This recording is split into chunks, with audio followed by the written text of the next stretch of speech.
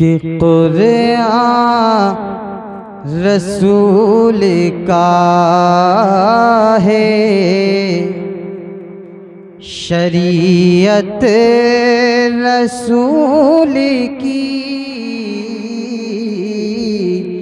कुरान रसूल का है, शरीयत रसूल की, कुरान रसूल का है,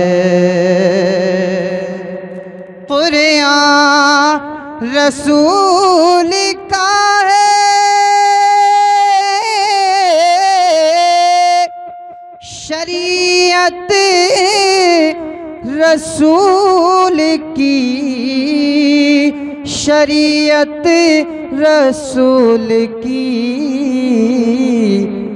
हर दौर में पड़ेगी ज़रूरत रसूल की, हर दौर में पड़ेगी ज़रूरत रसूल की।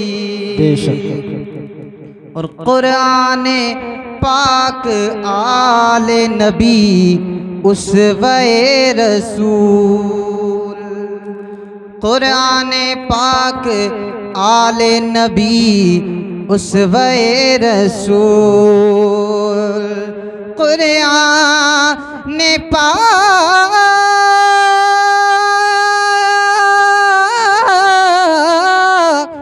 कुरान पाक आले नबी उसवे रसूल, उसवे रसूल, ये है हमारे पास अमानत रसूल की, सुभान अल्लाह, सुभान अल्लाह। हमारे पास अमानत रसूल की, हर दौर में पड़ेगी ज़रूरत रसूल की। सय्यदिना मौलाना मुहम्मदिन बारिक वसल्लिम सल्लु अलैहि सलातम व सलाम अलैका या रसूल अल्लाह सल्लल्लाहु ताला अलैहि वसल्लम। मैंने कुरान मुक़द्दस की आयत पढ़ी। अल्लाह फरमाता कुल रब्बी ज़िदनी इल्मा, अल्लाह फरमाता है महबूब तुम अर्ज़ करो ए अल्लाह मुझे इल्म ज़्यादा अता फरमा। आप पूरा कुरान पढ़ के देखें, अल्लाह ने कहीं नहीं फरमाया महबूब तुम माल की ज़्यादती की दुआ करो, सल्तनत की ज़्यादती की, किसी भी चीज़ की ज़्यादती की दुआ। बात इल्म दीन की अज़मत की दिखाने की आई तो मेरे रब ने फरमाया महबूब तुम इल्म की ज़्यादती की दुआ करो। इल्म इतना अजीम है, इल्म इतनी अजीम नेमत है कि इस इल्म के सामने दुनिया की किसी भी चीज़ को रखो तो वह हेज नजर। ये इल्म की शान है। आका ने फरमाया इल्मु मीरासी व मीरासुल अंबियाई क़बली, आका फरमाते इल्म मेरी मीरास है और मुझसे पहले नबियों की मीरास। ये इल्म दीन है साहिब। आज हम और आप हाफिज साहब की दस्तारबंदी के मौके पे हाजिर हैं। इन्होंने अपने सीने में कुरान याद किया, कुरान को बसाया है। हम यहाँ हाजिर हैं, देखें ना चेहरा, इनके वालिदैन का खुशी का अंदाज़ा हम और आप नहीं लगा सकते कि आज इनके वालिदैन को कितनी खुशी होगी। अल्लाह अकबर। बड़ी अज़मतें इन हाफिज़ों की, बहुत बड़े मकाम हैं इन हाफिज़ों के। मगर मैं बारहा कहता हूँ साहिब, सबसे ज़्यादा ना औलाद के लिए जो सबसे पहला मकतब है, सबसे पहला मदरसा है, वो माँ की कोख हुआ करती है। माँ की गोद हुआ करती है। माँ बाप ना बचपने से अपनी औलाद को अच्छी तरबियत दें, अच्छी तरबियत दें, तो मैं कहता हूँ वो बच्चे यकीनन अपने माँ बाप के दिलों को खुश करते नजर आते। और जो बचपने से ही अब बाप बच्चे को छोटे से ही दीन की तरबियत नहीं देते, अच्छी तरबियत नहीं देते। जरा जरा सा 5 साल का बच्चा जब 10,000 का मोबाइल चला के उसमें तेरे मेरे नाटक देखता नजर आएगा तो फिर वो बच्चे माँ बाप के दिलों को खुश नहीं करते हैं, फिर वो अनकरीब माँ बाप के दिलों को तकलीफ देते नजर आते हैं, माँ बाप को सताते नजर आते हैं। और खुदा की कसम, ये माँ की कोख जो होती है ना, ये औलाद का सबसे पहला मकतब, सबसे पहला मदरसा, सबसे पहली दरसगाह, सबसे पहला कॉलेज, सबसे पहली यूनिवर्सिटी जो होती है वो माँ की कोख हुआ करती है, माँ की गोद हुआ करती है। आओ तुम्हें तारीख के हवाले से एक बात बताऊं। अल्लाह अकबर, एक शख्सियत गुजरी है जिनको हजरत सैयदुना ख्वाजा कुतुबुद्दीन बख्तियार काकी कहा जाता है। जानते कौन अजीम शख्सियत है ये हजरत ख्वाजा गरीब नवाज के खलीफा हैं। बहुत बड़ी अजीम शख्सियत है। सुल्तान शमसुद्दीन अल्तमश के पीरो मुर्शिद हैं हजरत ख्वाजा कुतुबुद्दीन। अल्लाह अकबर, जरा तारीख उठाएं, जरा सी उम्र है 4 साल 4 माह 4 दिन की गालिबन उम्र है। अल्लाह अकबर, एक मजलिस रखी गई है, उस मजलिस में हजरत ख्वाजा कुतुबुद्दीन की अम्मी मौजूद हैं। जरा सोचे तो सही, उस मजलिस में कौन ना था। उस मजलिस के अंदर अल्लाह अकबर, हिंदुस्तान का राजा हजरत ख्वाजा मोइनुद्दीन भी उस मजलिस में मौजूद थे। अल्लाह अकबर, जरा गौर करें वो मजलिस किस लिए रखी गई थी, कैसी तरबियत देनी चाहिए हमें अपने बच्चों के लिए, कैसा सिस्टम बनाना चाहिए। आओ पढ़ो इन माओ को। अल्लाह अकबर, ख्वाजा कुतुबुद्दीन बख्तियार काकी की जात है। अल्लाह अल्लाह, जरा सोचें, पढ़े तो देखें ख्वाजा कुतुबुद्दीन कितनी सारी उम्र है। अल्लाह अकबर, एक मजलिस रखी गई है, गरीब नवाज मौजूद हैं। वो मजलिस किस चीज़ की थी? आज कुतुबुद्दीन की बिस्मिल्लाह खादी होनी थी, आज वो कुरान की तालीम शुरू करने वाले हैं, आज कुरान पढ़नी इब्तदा करने वाले हैं। अल्लाह अकबर, बिस्मिल्लाह खानी की मजलिस सजाई गई है। आप पढ़ के तो देखें, बड़े बड़े अपने वक्त के मौजूद हैं, गरीब नवाज भी मौजूद हैं। गरीब नवाज ने चाहा कि कुतुबुद्दीन की बिस्मिल्लाह वो शुरू कराएंगे। अल्लाह अकबर, अभी दिल में चाहा था कि इल्हाम हुआ, ओह मोइनुद्दीन ठहर जाओ, नागौर से हमीदुद्दीन आ रहा है। अल्लाह अकबर, ये रुक गए। काजी हमीदुद्दीन तशरीफ ले आए हैं। अल्लाह अल्लाह, हमीदुद्दीन जब आए हैं ना, बैठने के बाद उन्होंने कहा है, ओ बेटा कुरान पढ़ तो सही, औज़ु बिस्मिल्लाह, मेरी तरफ तवज्जो करना। जब काजी हमीदुद्दीन ने इतना कहा था, बेटा पढ़ औज़ु बिस्मिल्लाह, अल्लाह अकबर, काजी साहब ने कहा था, कुतुबुद्दीन ने शुरू किया, औज़ु पढ़ा, बिस्मिल्लाह को पढ़ा, अलहम्द शरीफ की तिलावत की, अलिफ लाम मीम शुरू करने के बाद पूरा पारा मुकम्मल पढ़ दिया। दूसरा शुरू किया, दूसरा मुकम्मल, तीसरा शुरू किया, तीसरा मुकम्मल, चौथा मुकम्मल, 5वां छठा, 7वां 8वां 9वां 10वां 11वां 12वां 13 14 15 पारे मुकम्मल कर दिए। जब 15 पारे पूरे हो गए हैं, अल्लाह अकबर, कुतुबुद्दीन रुक गए हैं। जब रुके तो काजी हमीदुद्दीन ने कहा था, बेटा तेरी माँ ने तो कहा तूने किसी मदरसे में नहीं पढ़ा, लेकिन तूने 15 पारे कहाँ याद कर लिए, ये 15 पारे कहाँ पढ़े हैं? ओ खुदा के बंदो, जवाब सुनो कुतुबुद्दीन का। कुतुबुद्दीन ने कहा था, हजरत मेरी माँ सच कहती है, मैंने किसी मदरसे में ना पढ़ा, किसी दरसगाह में ना बैठा, किसी कारी के सामने ना गया, किसी हाफिज के सामने नहीं बैठा। कहा कैसे याद कर लिए? तो कुतुबुद्दीन ने कहा था, हजरत बात यह है कि मैं माँ के शिकम में था, माँ के पेट में था। मेरी माँ 15 पारों की हाफिजा थी। जब सुबह होती तो मेरी माँ पारा पढ़ती, रात होती मेरी माँ पारे पढ़ती, दोपहर होती मेरी माँ पारे पढ़ती। कुतुबुद्दीन कहते हैं, मेरी माँ ने 15 पारों की इतनी तिलावत की, इतनी तिलावत की, इतनी तिलावत की कि मैं दुनिया में बाद में आया था। 15 पारों का हाफिज़े कुरान पहले बन चुका। नारे तकबीर, नारे रिसालत, मसलके आला हजरत, उलमाए अहले सुन्नत, जश्ने दस्तार बंदी, नारे तकबीर, नारे रिसालत। मैं दुनिया में बाद में आया, 15 पारों का हाफिज पहले बन गया था। ये कब होता साहिब, जब उन अय्याम में माँ मेरी और आपकी माना खुदा की कसम वजू कर कर के कुरान की तिलावतें करती है, बच्चों पे अच्छा असर पड़ता है। मगर आज का मामला यही तो है ना, अल्लाह अकबर, शौहर तो घर से निकलता है तो बीवी के लिए एक बड़ा सा सीरियल टीवी लगा के जाता है। लो तुम इस टीवी पे वक्त को अपने गुजार लेना, वक्त को निकाल देना। ओ साहिबो यार याद रखना, तो मेरे दोस्त जब घर से निकला कर अपनी बीवी को तालीम दिया कर। ओ मेरी शरीक हयात, तो कुरान की तिलावत करना, नमाजों की पाबंदी करना। ओ खुदा की इज्जत की कसम, जब बीवी औरतें, जब माएँ अल्लाह अकबर ये किरदार लेकर चलती हैं तो जो बच्चे दुनिया में तशरीफ लाते हैं वो यकीनन अपने माँ बाप की खुशनुदी का सबब बना करते हैं। ये कब होता? अल्लाहु अकबर, अल्लाहु अकबर। जी ये साहिब, ये माँ बाप की बात होती है जी। हदीस पाक सुने, आका ने फरमाया इन्नल्लाह ला यंजुरु इला अजसामिकुम वला इला सुवरिकुम वलाकिन यंजुरु इला कुलूबिकुम व अमालिकुम। मेरे मुस्तफ़ा फरमाते हैं बेशक अल्लाह तुम्हारे जिस्मों को नहीं देखता, तुम्हारी सूरतों को नहीं देखता, लेकिन अल्लाह तुम्हारे दिलों को देखता है, तुम्हारे अमालों को देखा करता। जी बेशक। के साथ बोलते सुभान अल्लाह, सुभान अल्लाह, और मोहब्बत से कहें या रसूल अल्लाह, जरा प्यार से बोले सुभान अल्लाह, सुभान अल्लाह। जी बेशक। आज इन्होंने कुरान अपने सीने में बसाया है। जानते कितनी बड़ी अजमत है कुरान याद करना। जिसके सीने में कुरान बसाए उसका मामला कितना बुलंद होगा।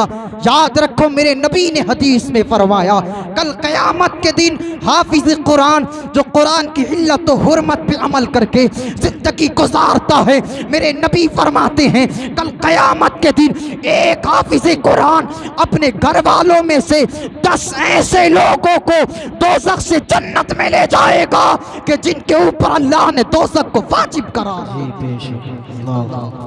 ये हाफिज कुरान का मामला होगा साहिब। और फिर आलिम की शान तो इतनी बुलंद है, मेरे नबी फरमाते आलिम का मकाम तो इतना बुलंद है। आका फरमाते कल क़यामत के दिन ना लोगों को हुक्म होगा वो जन्नत में जाएंगे, आलिम को होगा ठहर जा आलिम, आलिम रुक जाएगा। अल्लाहु अकबर, हुक्म होगा पहचानो जिसने जर्रा बराबर भी आलिम से रिश्ता रखा होगा मोहब्बत का ना, अल्लाहु अकबर, ये आलिम को मकाम क़यामत में हासिल होगा। अल्लाह अल्लाह, आलिम दीन जिसके बारे में अल्लाह के हुजूर सिफारिशें करेगा, अल्लाह उसकी सिफारिश को कबूल फरमा के उसे जन्नत अता फरमा। ये होते हैं इन मदरसे में पढ़ने वालों की शान इतनी अजीम है। आका ने फरमाया मन खरजा फी तलबिल इल्मी फहुवा फी सबीलिल्लाहि हत्ता यरजिया। मेरे मुस्तफ़ा फरमाते जो दीन की तलब में निकला, दीन हासिल करने के लिए निकला, इल्म हासिल करने के लिए निकला, आका फरमाते वो अल्लाह की राह में है। आका कब तक अल्लाह की राह में है? फरमाते जब तक के वापस ना आ जाए वो अल्लाह की राह में रहा करता है। अल्लाहु अकबर, जरा सोचे कितने अजीम होते हैं मदरसे में पढ़ने वाले बेटे। और आका फरमाते हैं अगर इंतकाल कर जाए ना, मौत किसी को दूर नहीं समझना चाहिए मौत को। साहिब हम बड़ी उम्मीदें लगाए बैठे थे, अरमान साहब ये स्टेज वाले जानते हैं, बड़ी उम्मीदें अपने वालिद मोहतरम से लगाई रखी थी कि जी अनकरीब इस तरीके का काम करेंगे। लेकिन आज के दिन वालिद मोहतरम इस दुनिया से खैराबाद कह के चले गए हैं। ओ खुदा की कसम, जब कोई जाता ना तो उसका दर्द वही बता सकता, ताजा जाने वाले के घर वालों पे क्या बीता करती है। वालिद मोहतरम गए, मेरे इस हफ्ते में 2 प्रोग्राम बाहर के थे, मैंने कैंसिल किए। आज ये मोहब्बतें बस एक दोस्ती का पन है जो मैं हाजिर खिदमत हूँ। अल्लाहु अकबर, सोचे मौत का पता नहीं, लेकिन मेरे नबी फरमाते हैं मदरसे में पढ़ने वाला बेटा बच्चा इंतकाल कर जाए तो लोग कहें चाहे कोई कुछ कहे मर गया, कोई कहे कुछ हो गया, मगर मेरे नबी फरमाते हैं मदरसे में तालीम हासिल करने वाला बच्चा जब इंतकाल करता है तो उसकी मौत जो है शहादत की मौत हुआ जी बेशक, वो शहीद होता है। ये मेरे आका करीम अलैहिस्सलातु वस्सलाम इरशाद फरमाते। और सुनो, आका फरमाते मन काना फी तलबिल इल्मी कानतिल जन्नतु फी तलबिही वमन काना फी तलबिल मासियति कानतिन नारु फी तलबिही। आका ने फरमाया जो इल्म की तलब में रहता है जन्नत उसकी तलब में रहा करती है। बेशक। और जो गुनाहों की खोज में रहता है फिर दोज़ख उसकी खोज में रहा करती जी है। बेशक। जरा सोचे तो सही जी। मैं तो अपनी तकरीरों में कहता हूँ ये मदरसे में पढ़ने वाले बच्चे इन्होंने अपनी जिंदगी इल्म की तलब में गुजार दी है, इल्म हासिल करने में गुजार दी है। हम तो ये कहते हैं ये मदरसे में पढ़ने वाला बच्चा जो इल्म की तलब में रहता है जन्नत उसकी तलब में रहती है। साफ मतलब ये है कि ये जब तक दुनिया में रहता है दुनिया को खुशा, दुनिया को अच्छा और साफ सुथरा रखता है। जब ये दुनिया से जाता है तो ये कब्र में बाद में जाता है। इसकी कब्र को जन्नत की क्यारी पहले बना दिया जाता है। जी बेशक। सुभान अल्लाह। तालिब इल्म की कब्र जो है ना रौज़तुम मिन रियाज़िल जन्ना, जन्नत की क्यारियों में से क्यारी बना दी जाती है। अल्लाह अकबर। फरमाते हैं मदरसे में पढ़ने वाला बच्चा ना इंतकाल कर जाए अल्लाह अकबर, जिंदगी अपनी इल्म की तलब में गुजार रहा है, बहुत दौड़ रहा है, सफर कर रहा है इल्म की तलब में। फरमाते इंतकाल कर जाए ना तो जिस कब्रिस्तान में इस शहजादे को दफन कर दिया जाता है, तवज्जो आपकी, सुभान अल्लाह, दफन कर दिया जाता ना कब्र में। आका फरमाते इसकी कब्र के करीब की 40 कब्रों को मुनव्वर फरमा दिया जाता। सुभान अल्लाह। 40 कब्रें। एक मदरसे में पढ़ने वाला बच्चा इंतकाल कर जाए उसको दफन कर दिया जाए कब्रिस्तान में तो उसके करीब की 40 कब्रें मुनव्वर हो जाती हैं। पूछे 40 कब्रें कौन सी हैं? क्या दाएं की, बाएं की, सराहने की, पैंती की? कौन सी 40 कब्रें जो एक मदरसे में पढ़ने वाले बच्चे के बरकत से और उसके जाने की वजह से मुनव्वर हो जाती हैं?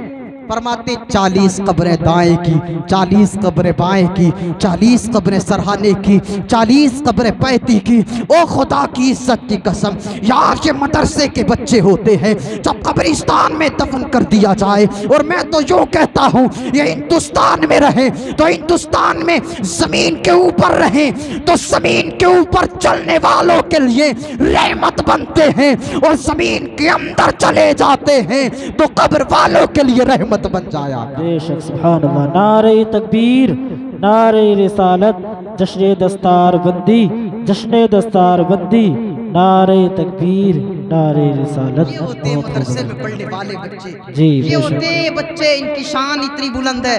आका ने फरमाया इनका मकाम तो इतना बुलंद है। अब सोचें अल्हम्दुलिल्लाह, चाहिए हमें अपने बच्चों को दीन सिखाएं, कुरान का कारी बनाएं, आलिम बनाएं। आज तो बहुत सौ के कहने ये है जी कि हाफिज बन जाएगा तो खाएगा कहाँ से, मौलाना बन जाएगा तो खाएगा कहाँ से, आलिम बनेगा तो 5000 की तनख्वाह कहाँ से खाएगा। ये मेरी कौम का दो नजरिया। एक तो कहती मेरी कौम एक बार में मौलाना बन जाएगा तो खाएगा कहाँ से, उसी का पलट ये कहती है कि मौलाना लोग खाते बहुत जी, खाते बहुत है। एक तरफ कहेगा खाएगा कहाँ से, एक तरफ कहेगा खाते बहुत हैं। ओ खुदा की कसम याद रखना, ये रिस्क मेरे या तेरे जिम्मे नहीं है, रिस्क मेरे रब का जिम्मा है। मेरा रब रिस्क अता फरमाता है। अल्लाह अकबर। पता तो सही वो रब चूटियों के अंदर, सुराखों के अंदर चूटियों को अता फरमाता है, समंदरों के दरमियान मछलियों को अता फरमाता है। तो क्या वो रब अपने नेक बंदों आलिमों को भूखा रखेगा? नहीं। हदीस पाक में मेरे नबी तो यूं फरमाते हैं, कायनात को जो रिस्क अता किया जाता है वो दुनियादार के सदके में नहीं बल्कि मुस्तफा की उम्मत के आलिमों के सदके में अता फरमाया जाए। बेशक। सुभान अल्लाह, सुभान अल्लाह। रिस्क भी, पानी भी, बिहिम तुम तरून व बिहिम तुरसकून। आका फरमाते इन्हीं नेक बंदों की वजह से तुम्हें रिस्क भी दिया जाता है।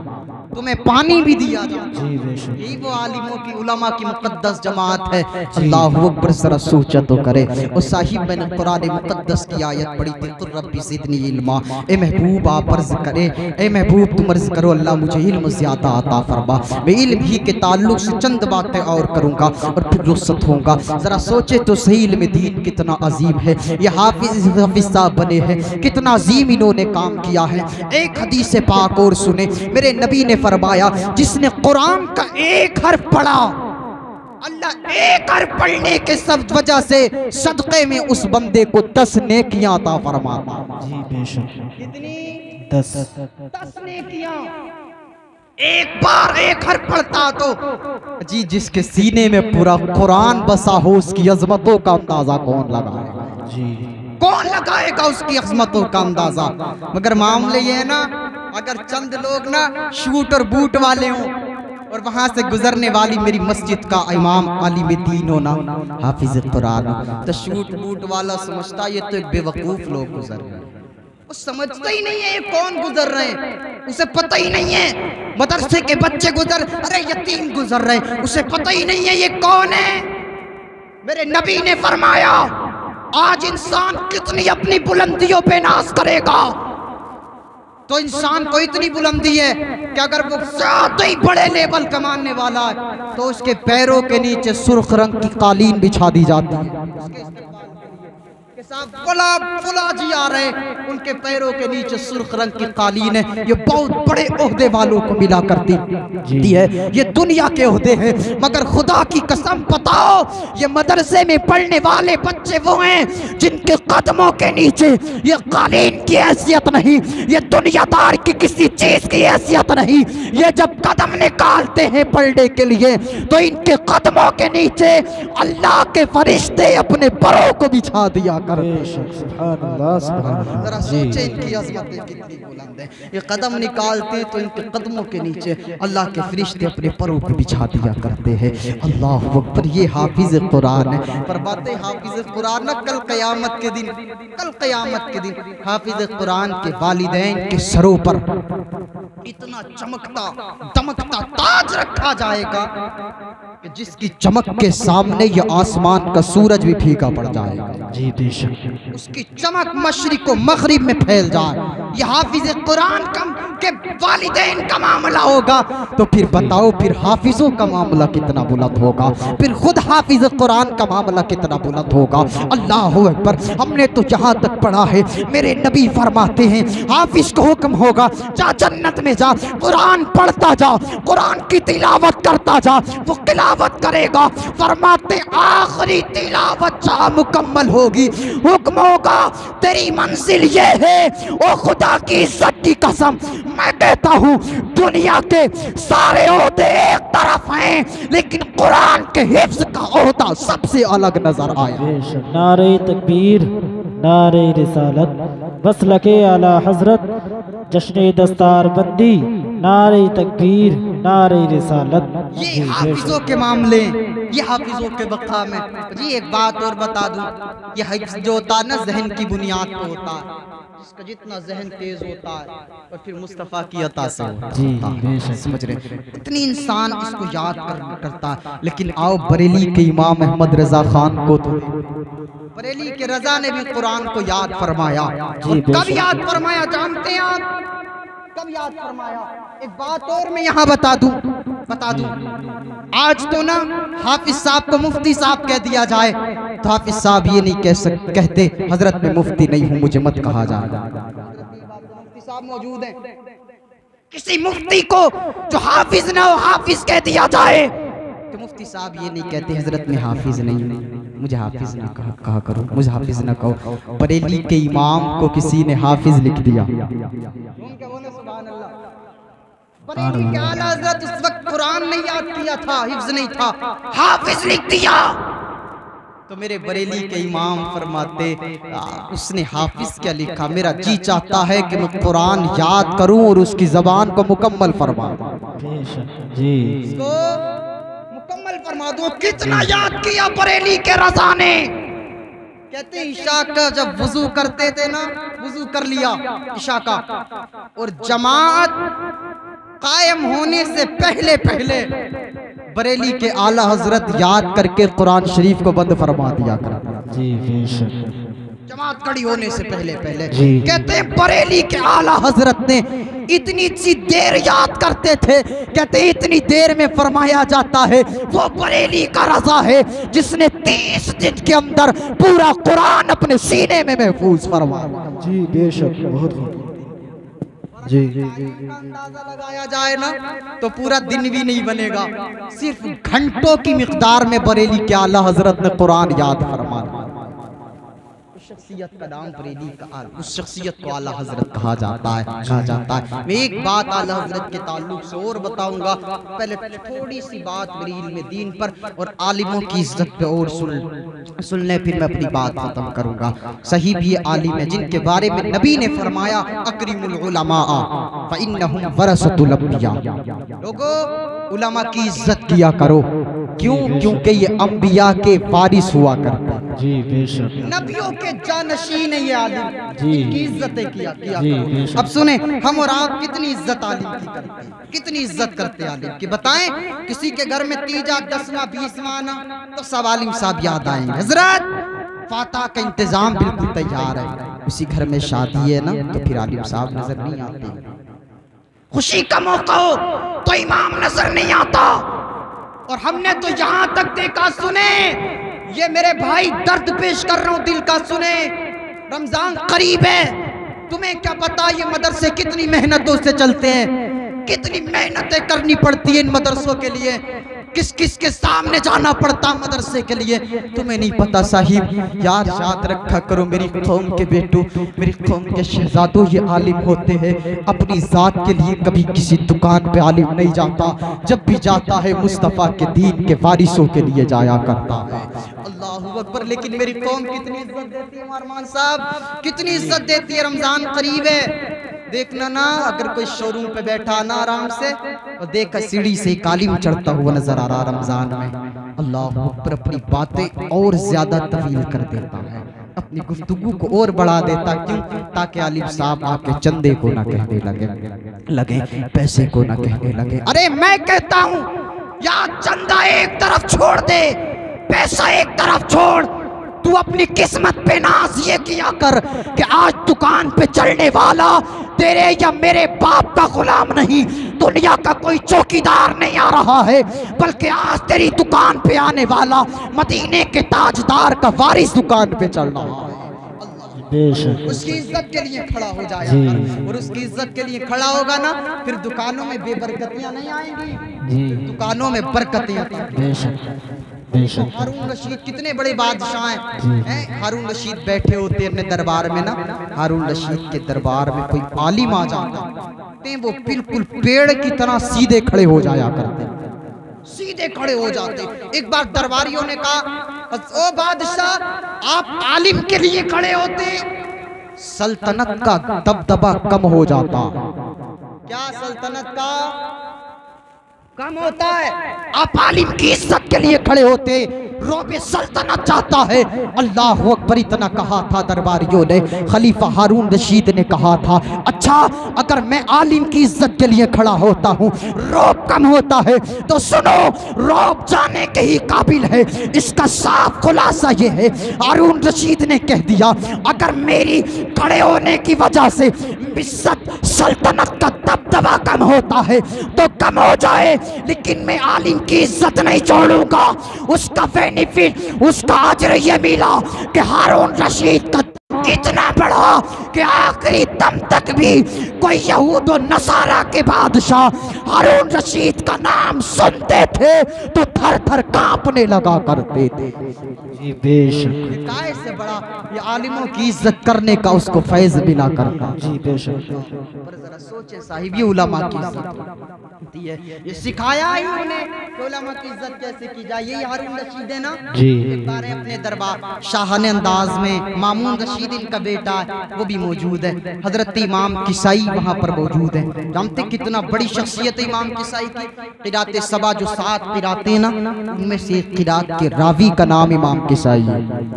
जी बेशक। इतनी बड़ी अजीम शख्सियत है। इमाम मोहम्मद के खलेरे भाई का नाम इमाम किसाई, इतनी अजीम शख्सियत है इमाम किसाई की। तो हारून रशीद ने कहा हजरत से, हजरत मेरे बेटे को ना आप पढ़ा दिया करें, दर्स दे दिया करें, आ जाया करें। तो इमाम ने फरमाया तेरे दरबार में नहीं आऊंगा बादशाह, अपने बेटे को शहजादे को वहीं पर भेज दिया करना, वहीं पर भेज दिया करना। हारून रशीद ने कहा ठीक है आ जाएगा, ठीक है आ जाएगा। हारून रशीद ने कहा आ जाएगा। मामून रशीद पढ़ने जाने लगे, मेरी तरफ मुतवज्जे है ना, सुभान अल्लाह। रशीद पढ़ने जान लगे ना। एक दिन इमाम साहब की बुलाना अपने पैर धो रहे हैं, क्या अपने पैर धो रहे हैं, और पैरों पे पानी डालने वाली शख्सियत जानते कौन है? हारून रशीद का बेटा मामून रशीद है, बादशाह का बेटा है, पैरों पे पानी डाल रहा है। इसी वक्त में बादशाह का गुजर वहां से होने लगा। जी। बादशाह ने देखा मेरे बेटा पैरों पे पानी डालता है। आज का होता ना, आज का तो तेवर ही बदल जाते। इमाम साहब मेरे बेटे से पैरों पे पानी डलवाते। अरे पैरों की बात तो दूर, अगर इमाम साहब किसी के बेटे से ना, आज सबकी बात नहीं कर रहा, बहुत ऐसे कि उससे बाहर से 1 लोटा पानी मंगवा लेना, बाप देख ले, अरे चौराहे पे खड़े होके कहेगा कि इमाम साहब तो भैया पूरा पूरा दिन हमारे बेटे से पानी भरवाने पे लगे रहते। ये कौम का नजरिया है। लेकिन हारून रशीद ने देखा बेटा पैरों पे पानी डालता है, गुस्से से लाल हो गए, उतर के आते हैं। आने के बाद में कोड़ा निकालते हैं, और कोड़ा निकालने के बाद अपने बेटे की कमर पे कोड़ा मारते हैं, और कोड़ा मार के एक जुमला कहते हैं, ओ बेअदब, अरे एक हाथ से पानी डाल रहा है तो क्या दूसरा टूट गया?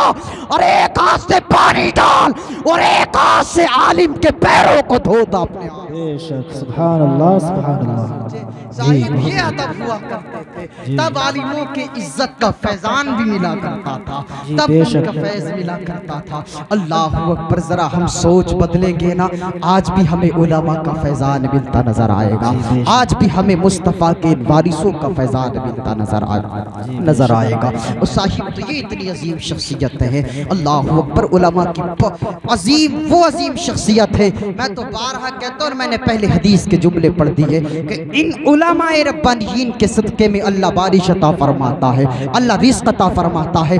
अब सुने, आका हज़रत मौलाए कायनात इसी इल्म के बारे में फरमाते हैं, इज़ा मातल इंसातर रजुलु यबका मालुहु वल इल्मु यदखुलु मआ साहिबिही क़ब्रा।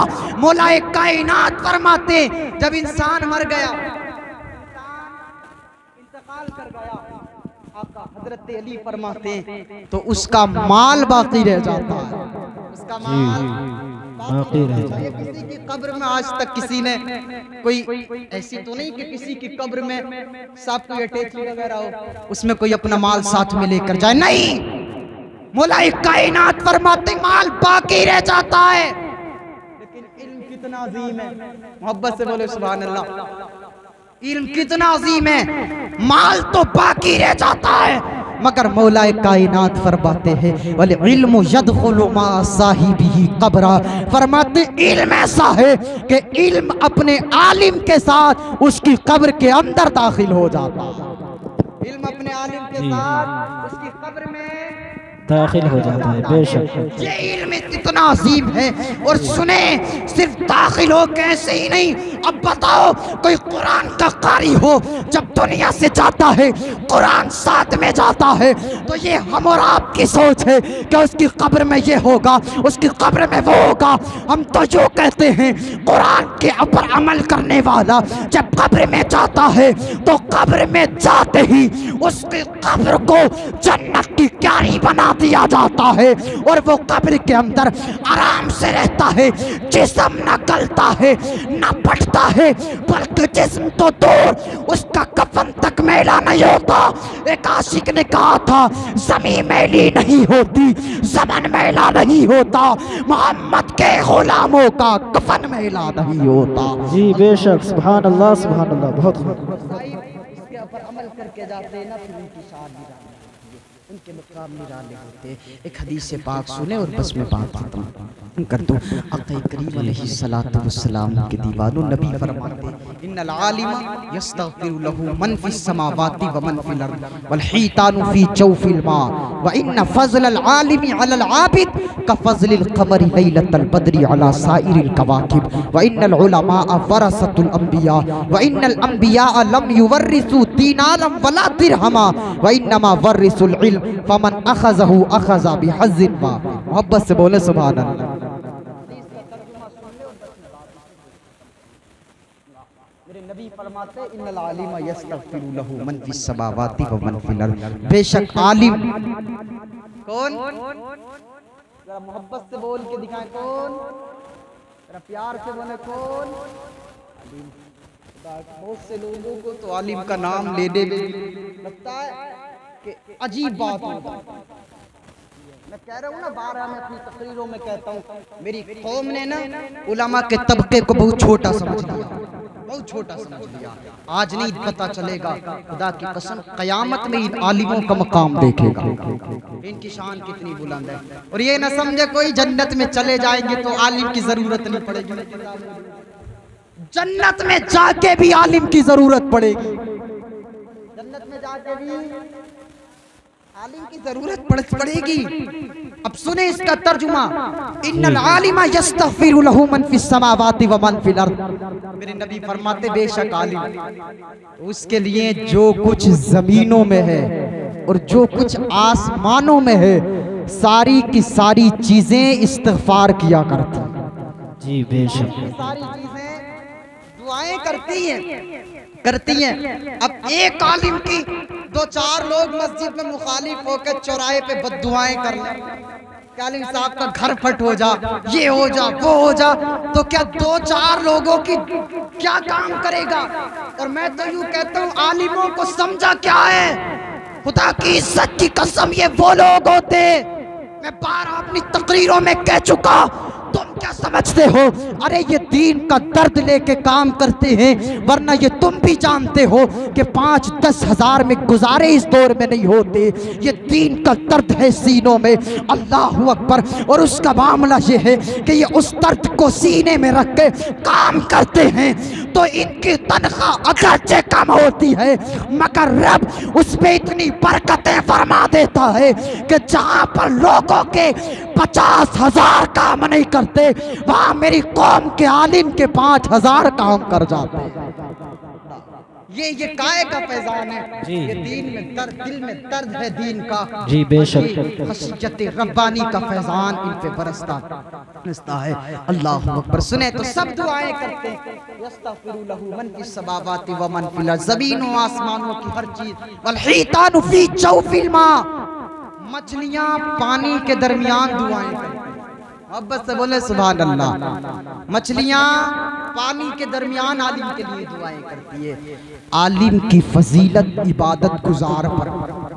आज 5 टाइम की नमाज पढ़ता ना, फिर आलिम साहब से कहता अगर ज़ोहर में मुफ्ती साहब नहीं आए, अरे मुफ्ती साहब कहाँ थे, अरे हुस्ने ज़न रखा कर, ये नहीं कि मस्जिद में इमाम साहब नहीं आए तो ये क्यों सोचता कि पढ़ी नहीं होगी, हो सकता मेरी कौम के आलिम ने दूसरी मस्जिद में नमाज अदा की। सुने, मछलियां पानी के दरमियान आलिम की फजीलत इबादत गुजार पर ऐसी होती है जैसे 14वीं रात के चांद की फजीलत सितारों पर हुआ करती है।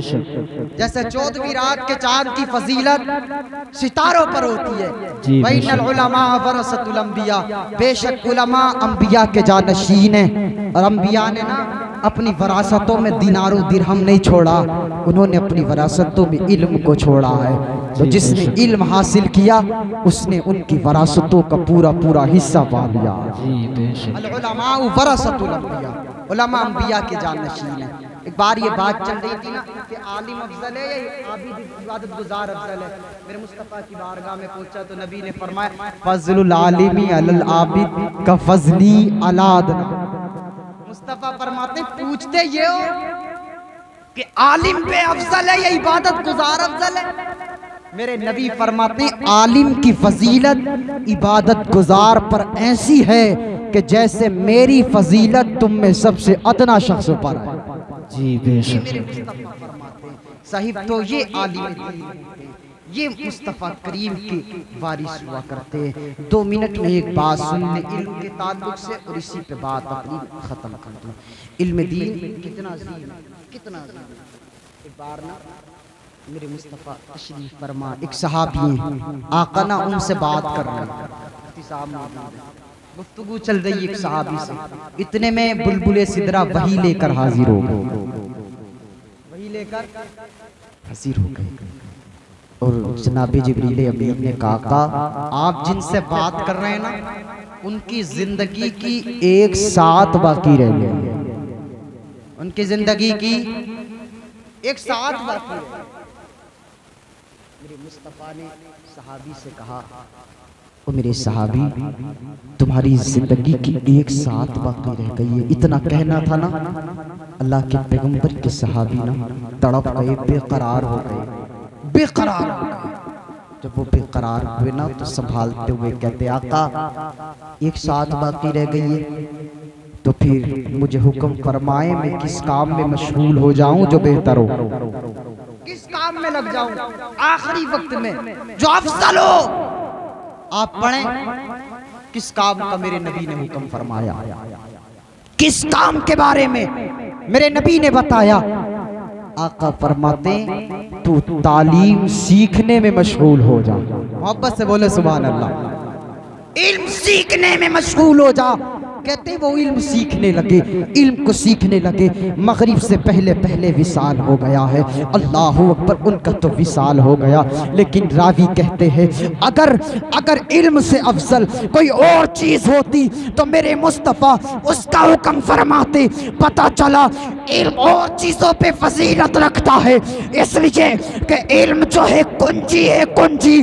बताओ तो सही नमाज के लिए जब तक इल्म ना होगा नमाज कहाँ से पढ़ेगा, कुरान की तिलावत कहाँ से करेगा। अल्लाह अकबर, ये इल्म होता है जो हर चीज की खबरें दे देता है। अल्लाह किसी ने कहा था पिघलना इल्म की खातिर मिसाले शम्मे ज़ैबा है, बगैर इसके नहीं पहचान सकते हम खुदा क्या। सुभान अल्लाह। ये इल्म है साहिब। अल्लाह पाक मुझे आपको इल्म दीन अपने बच्चों को सिखाने की और हमें खुद भी इल्म दीन सीखने की तौफीक फरमाए। यानी बच्चे साहिब इल्म सीखने की कोई उम्र नहीं है। आप बूढ़े हैं तब भी इल्म सीखें, बच्चे हैं तब भी सीखें। इसलिए कि इल्म दीन जो है ना कब्र में भी आपके हर हर जगह इल्म दीन काम आने वाला है। मौला कायनात का वो बोलना कि कब्र में दुनिया का हर माल बाकी रह जाएगा, लेकिन मेरे दोस्त इल्म बाकी नहीं रहेगा। इल्म साथ में कब्र में जाएगा। इल्म हासिल करो। आप हिफ्ज नहीं पढ़ते कुरान तो जितना कुरान याद है ना, जितना कुरान आप पढ़ सकते हैं सही, उसको हमेशा अपनी तिलावतों में रखा करो। आप देख के अल्हम्द शरीफ दुरुस्त पढ़ते तो अल्हम्द ही पढ़ा करो, लेकिन कुरान की तिलावत जरूर किया करो। माँ बहनों को भी इतना पैगाम है कि कुरान जितना दुरुस्त पढ़े ना उतना पढ़ा करें, कुरान को गलत कतई ना पढ़े। पता चले पढ़ा तो सवाब के लिए था लेकिन अजाब हम पे उल्टा हो रहा है। आप जितना दुरुस्त पढ़ती हैं उतना पढ़ें। अल्लाह पाक मुझे आपको अमल की तौफीक अता फरमाए, हाफिज साहब के क़ुव्वत हाफिज़ा में और इजाफा फरमाए। आमीन। वाखिर दावाना अल्हम्दुलिल्लाहि रब्बिल आलमीन। अस्सलामु अलैकुम व रहमतुल्लाह।